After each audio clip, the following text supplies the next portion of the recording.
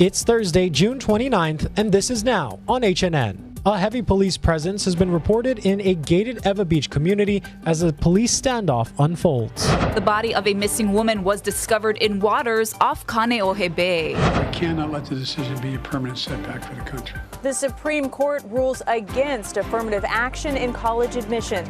I'm Natalie Brand with reaction to the decision, plus what it could mean for universities moving forward. Sweating like crazy.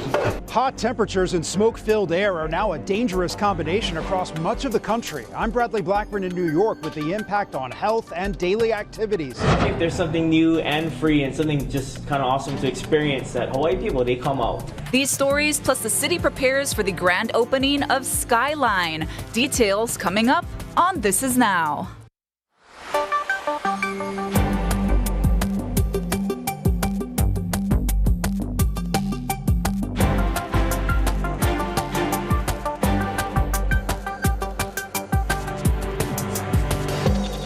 Aloha and good afternoon. Thanks for joining us here on This Is Now. I'm Dylan and Chet's alongside Ashley. We want to go ahead and begin with that breaking news. Some residents in a gated Ewa Beach community are witnessing police at an apparent standoff there. This is some video just into our newsroom from the scene. It's happening near Kapilina Beach Home. According to HPD's active dispatch calls, officers responded to the scene on Bittern Avenue just before 7 a.m. this morning. Now, these videos show a large police presence, including SWAT teams on scene. Witnesses say some residents have been told to stay indoors. Others have been told to evacuate. Now, of course, this is a very much developing story. We're going to pass along any updates as we get them.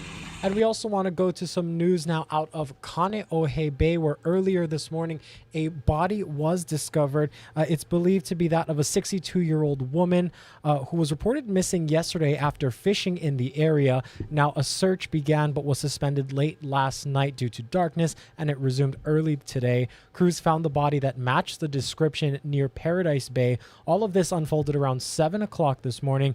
The woman's name has not yet been released. Now, a big line out of the nation's capital as the U.S. Supreme Court strikes down affirmative action on college campuses. Natalie Brand starts our coverage from D.C.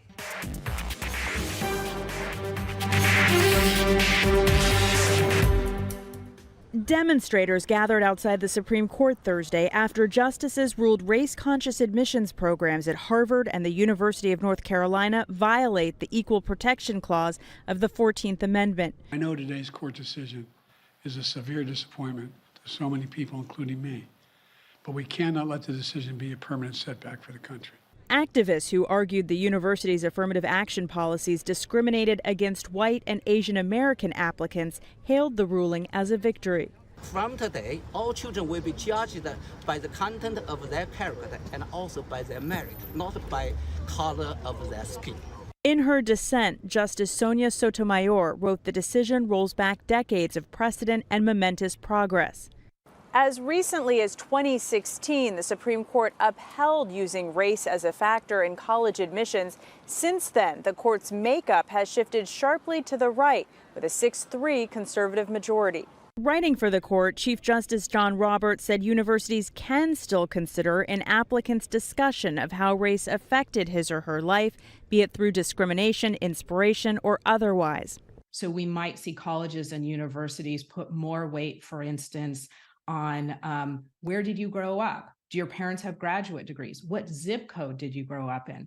Both UNC and Harvard said they will comply with the court's ruling, but are still committed to bringing together students with different life experiences.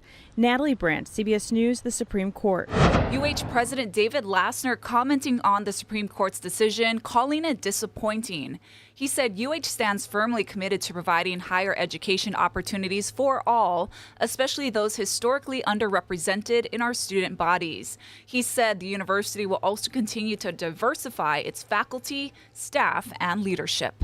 Hawaii Senator Mazie Hirono also issued a statement that reads in part, quote, "Once again, this extreme Supreme Court has taken our country backwards, given our country's long history of racial discrimination and the stark racial inequality that continues to this day. For justices to focus on whether the benefits of diversity can be measured precisely is short-sighted and detached from reality."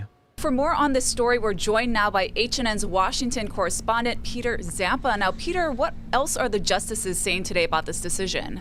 Yeah, well, the justice is really gutting race-based admissions in this country, or some folks might know it as affirmative action, under the Constitution, saying that the 14th Amendment prevents this kind of behavior. And now the Harvard, University of North Carolina, and the many colleges that signed on to their case now have to redo or figure out another way to diversify their campuses. I want to read you a little bit of the majority opinion here from Chief Justice Roberts, who said for too long universities have concluded wrongly that the touchstone of an individual's identity is not challenges bested, skills built, or lessons learned, but the color of their skin. Our constitutional history does not tolerate that choice. And of course, that was met with a furious defense from Justice Sotomayor, dissent, I should say, saying the majority's vision of race neutrality will entrench racial segregation in higher education because racial inequality will persist so long as it is ignored. So a lot of charged language in these diametrically opposed opinions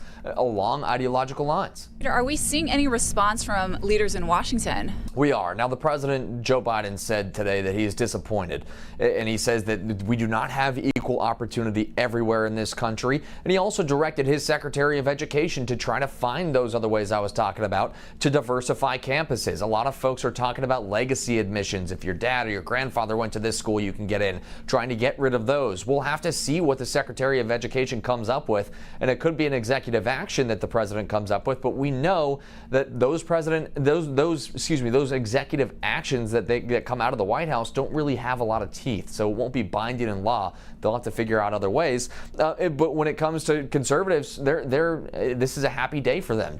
Former President Donald Trump saying that this is a great day for America. We can go back to a merit-based system. Hearing similar things from Speaker McCarthy and Mitch McConnell, the Senate Minority Leader, who said that this is a long overdue day and that we can get rid of this racial discrimination once and for all.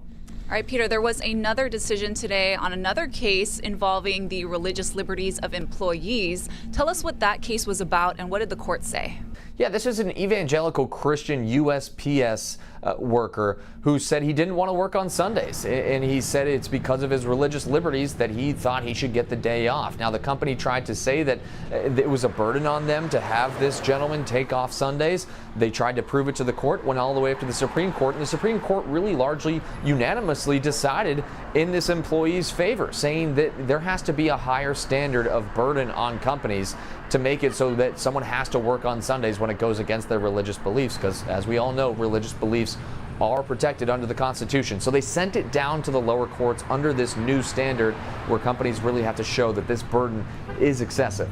And Peter, lastly, another political headline, former Vice President and Republican presidential candidate Mike Pence, he was in Ukraine. What was that trip about? This is Mike Pence trying to stake out the lane in this crowded GOP 2024 field as the guy who is pro-Ukraine, wholeheartedly supporting them, wanting to send more arms, more money.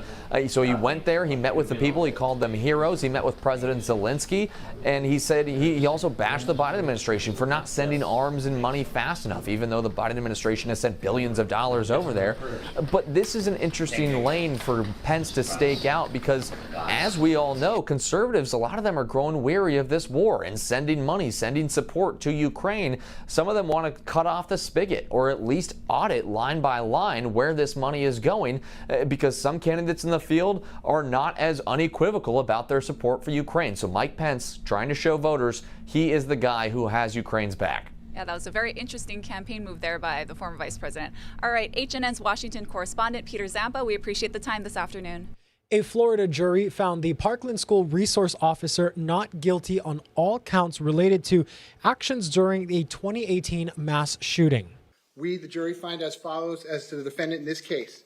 The defendant is not guilty. When the verdict was read Thursday afternoon, Scott Peterson bowed his head and wept. Peterson had been charged with 11 counts, including felony child neglect and culpable negligence. Peterson stayed outside Marjorie Stoneman Douglas High School as a gunman killed 17 people, including 14 students. Prosecutors said he ignored his training. Defense attorney said Peterson couldn't tell where the shots were coming from. The shooter is serving life in prison without parole. A city review has found extensive management and morale problems at the Honolulu Liquor Commission. The understaffed agency regulates about 2,000 businesses, and as Daryl Huff reports, a lawsuit by a gay nightclub has turned up patterns of discrimination. In the 2 years since this lawsuit was filed, the attorneys for Scarlett have amassed evidence and depositions that do seem to bolster their case that liquor inspectors were targeting gay establishments. We believe that they've very clearly demonstrated their personal bias against gay establishments. The attorney for Scarlett Honolulu said he reviewed hundreds of handwritten daily activity reports by liquor investigators. He says that the relatively few gay-oriented venues like Scarlett got way more attention than those not tied to the LGBTQ community. Only 7 were gay. Of those 7, every single one of them was inspected, and they were collectively inspected 63 times. He also found a whistleblower, a gay investigator hired after backlash from the community, Shamar Waite, who said in a legal declaration that he witnessed a pattern of discrimination and harassment toward LGBTQ plus establishments and individuals, and he was personally discriminated against due to his sexual orientation and Filipino origin. He also faced retaliation. Scarlett's owner said the evidence validates his claims. We have a very strong case, but I also feel a little disgusted and sad that this is happening within a government agency in, our city. The commission denied discriminating against the employee who is on leave, and the city has denied any pattern or intent to discriminate against the gay establishments. But a review for the mayor by ethics expert Hui Shen found that the agency has been plagued by low pay, vacancies, lack of performance data, poor training, and management turnover. What it basically identifies is that there's so much that needs to be improved in that enforcement section. To address a climate that some say allowed a handful of inspectors to act out on anti-gay bias. It completely validates all of the allegations that we have made that they've been fighting us on for over a year and a half. It's clear that it wasn't a disciplined, well-organized environment where people were getting trained as well as they should. And when you have that kind of environment, things that shouldn't happen. The report to the managing director is on the agenda for the Liquor Commission tomorrow, and they have a lot to deal with.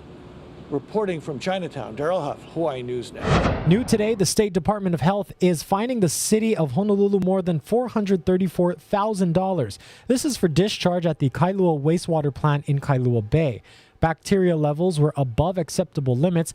The city acknowledges those events, saying there were 13 days in April and May of this year. The city acknowledges those events, saying there were 13 days in April and May of this year in which there were elevated bacteria levels. We're told corrective actions were taken immediately. The city also said bacteria levels remained safe along the shoreline of Kailua Bay, except during heavy rains, saying it was unrelated to the discharge at the water plant. The state and city sent out dueling press releases yesterday as tensions continue over the wastewater discharges. The state said it fined the city for, quote, late submission of a required discharge monitoring report, but the city disputed that, saying it promptly notified the DOH of exceedance both verbally and in written reports. Tomorrow marks the grand opening of Honolulu's long-awaited rail line. Riders will be able to go on board the Skyline from 2 p.m. to 6 p.m., and passengers will be able to ride the first 9 stations of the rail, which takes you from East Kapolei to Aloha Stadium. We know when there's something new, and especially if there's something new and free and something just kind of awesome to experience, that Hawaii people, they come out. So we anticipate having a large crush of crowds, and we want everybody to just exercise that spirit of aloha and patience if there are large crowds, and just be very patient. We're anticipating doing some crowd control at parking and at stations, and we just want everybody to just show some aloha to each other in case things get really busy, which would be a great thing. We would welcome everybody on board.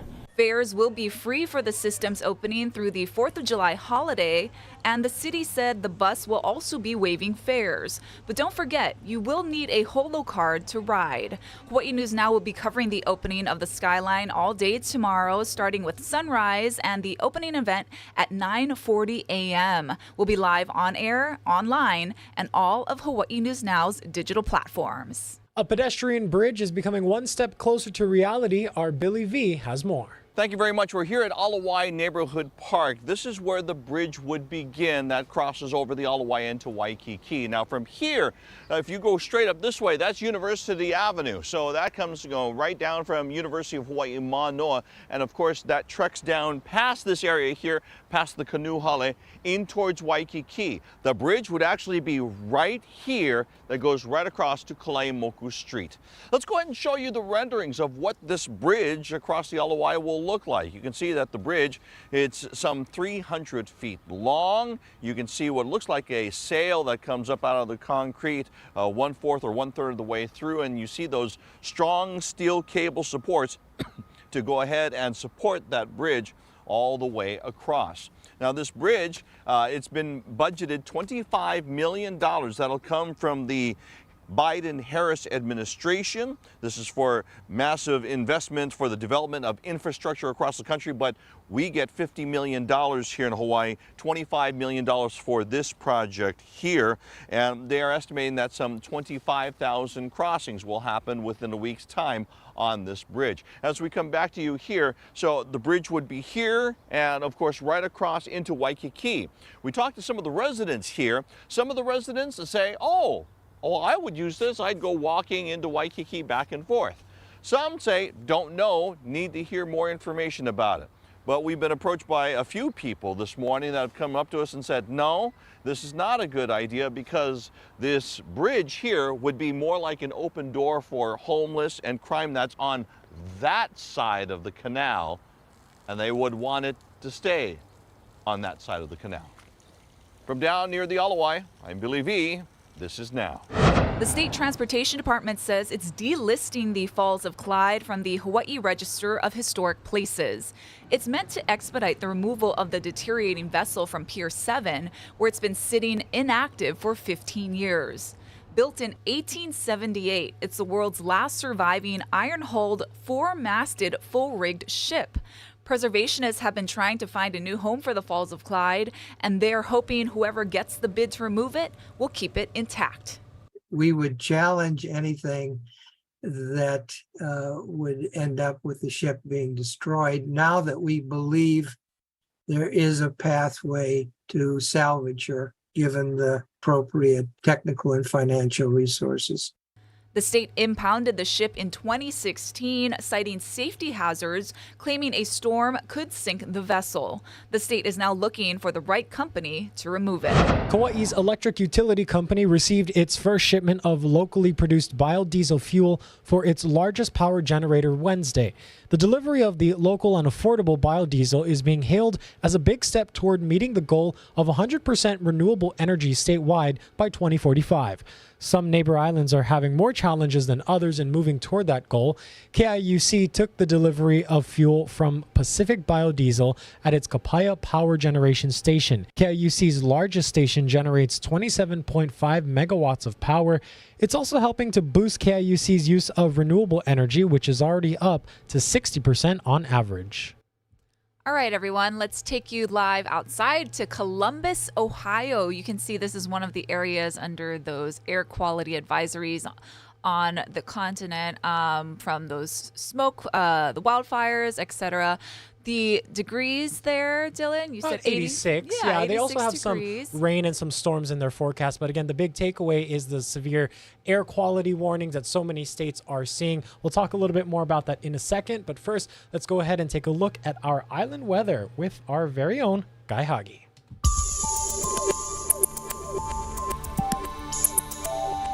The trade wind conditions will continue. That means some spotty showers here and there. Oahu's getting most of the rain this morning, but the showers are, you can see, of the passing nature and mostly of the light variety. If there were to be heavy, we'd see oranges and yellows. We just don't see that. Brief, heavy downpours might come up from time to time, but they won't be lingering very long, so rainfall totals still will remain light. Remember, many parts of the state suffering from abnormally dry conditions or moderate drought. So at this point, During the next week, we'll take whatever rain we can get, and there's not going to be a lot. So again, steady trade winds today and tomorrow, lighter winds for the weekend, and lots of sunshine for the duration of the forecast, including 4th of July. Well, oppressive heat is to blame for some 14 deaths in the south amid an ongoing blistering heat wave. And there's also more smoke from Canadian wildfires that are causing some severe air quality issues. Bradley Blackburn has the latest from New York. Caught on a home security camera, an Amazon delivery driver overcome by temperatures in the triple digits in Cypress, Texas. Wednesday, parts of the Lone Star State were hotter than 99% of the planet. In Dallas, the temperature inside Norman Grant's home climbed past 104 degrees before a donated air conditioner could be installed. Sweating like crazy. More than 62 million Americans in the South are now under excessive heat watches, warnings, and advisories, many desperate to find ways to cool down. And just walking around, they're sweating nonstop. So if it wasn't for splash pads and stuff like that, we'd be inside. The Midwest and Northeast are not faring much better. Smoke from the ongoing Canadian wildfires is blanketing big cities like Washington, D.C., Chicago, Pittsburgh, and Detroit. My throat has been sore. I've been coughing. All of New York State is now under an air quality alert. And here in New York City, forecasters expect the smoke to be a problem on and off for several weeks. And weather woes have stretched westward. This weekend, California is forecast for its first major heat wave of the year, which could kickstart dangerous wildfires. Governor Gavin Newsom says his state is ready with 1,000 cameras positioned in wildland areas and satellites looking for hotspots, as well as a new fleet of firefighting aircraft. We're meeting, dare I say, the moment, addressing the nature of extremes that we're now challenged with in this state. The National Weather Service is warning the hot, dry, windy conditions could lead to dangerous fires throughout the Southwest. Bradley Blackburn, CBS News, New York. Well, do your best to stay cool out there, everyone. Yeah, really makes you thankful for our weather here at home. Yes, for sure. Let's go ahead and check out some news from the feeds. Now, we're going to lighten things up a little bit because there's an adorable dog in a town in Illinois. The town's name is Normal, but the dog is anything but. In fact, he is a record-setting dog. Madison Porter has the story. Rocky's owners always knew he had an abnormally long tongue. It's just hanging there, right? And we're like, man, it's so long. But when other people started noticing, and complete strangers, that's when we're like, man, his tongue really is long. Not just we think so. Krista Williams didn't know there was a world record for the longest tongue on a living dog until she saw the previous holder, Mochi, on a TV special. After Mochi passed away, Williams knew Rocky might have a chance. That's when they said the new record was between 3 and 4 inches. And I said, oh my gosh, I think we have a shot. I gotta look into this. Williams says the process is not easy and all the documentation is crazy. She said she triple-checked the paperwork to make sure they didn't deny Rocky. A couple months after Williams applied, Guinness accepted the application and the measurement planning started. That's where I talked to the vet and he left me a message saying, I guess we're measuring a tongue. And so it was on. Guinness sent Rocky's vet, Dr. Bleem from Kruger Animal Hospital, specific requirements on how to measure his tongue. They put Rocky under anesthesia, gently drew out his tongue, and measured from the end of his nose to the tip of his tongue. It was 140 millimeters. I mean, it's long.